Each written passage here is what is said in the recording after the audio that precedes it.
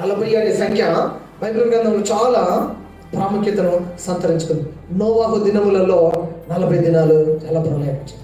మోషే దేవునితో 40 దినములు గడిపాడు, 2 సార్లు గడిపాడు, 40 రోజులు. తర్వాత ఏలియా 40 రోజులు ఉపవాసం ఉన్నాడు. 40 రోజులు ఉపవాసముతో దేవుని సన్నిధిలో ఉండి శక్తిని పొందుకున్నాడు. తర్వాత ఇశ్రాయేలీయులు ప్రయాణం చేసిన సంవత్సరంలో 40 సంవత్సరాలు. వారి జీవితంలో, ఇశ్రాయేలీయుల జీవితంలో 40 అనేది ఎన్నో విషయాలు 40 అనేది చాలా ప్రాముఖ్యతను సంతరించుకుంది. కనాను దేశం చేరిన తర్వాత, వాగ్దాన భూమికి చేరిన తర్వాత మోషే 12 మంది వేగుల వారిని పంపించాడు కనాను దేశం వేగి చూసి రావడానికి. 40 రోజులు వెళ్ళి ఆ దేశానంతా వేగి చూసి అప్పుడు తిరిగి వచ్చారు, మంచి సమాచారం తీసుకొని వచ్చారు. నినివే వారికి 40 దినాలు హెచ్చరిక చేయబడింది. 40 రోజులు ఉపవాసం ఉండి దేవుని సన్నిధిలో వారు పశ్చాత్తాపడ్డారు. గొలియాతు ఇశ్రాయేలీయులను 40 రోజులు సవాలు చేస్తూ వచ్చాడండి. గొలియాతును ఇశ్రాయేలీయులు 40 రోజులు ఎదుర్కొన్నారు.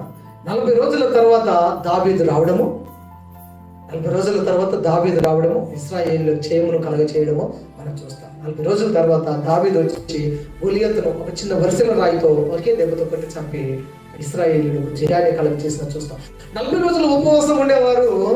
మీరు ఏ బలమైన సమస్య కొరకు ప్రార్థన చేసినా, పట్టుబడి ఒక ప్రార్థన చేస్తే తప్పకుండా మీ జీవితంలో దావీదు లాగా శక్తిని పొందుకొని గొలియాతు లాంటి ఎంత బలమైన సమస్య ఉన్నా ప్రభువు మీ పక్షాన యుద్ధం చేసి ఆ సమస్యను మీ జీవితంలో తొలగిస్తాడు. దేవునికి స్తోత్రం, హల్లెలూయా. యేసు ప్రభువు పరిచర్య కంటే ముందు 40 రోజులు ఉపవాసం ఉండి ఆయన ప్రార్థన చేసి శక్తి పొందుకొని పరిచర్యలోనికి, సేవలోనికి వచ్చాడు.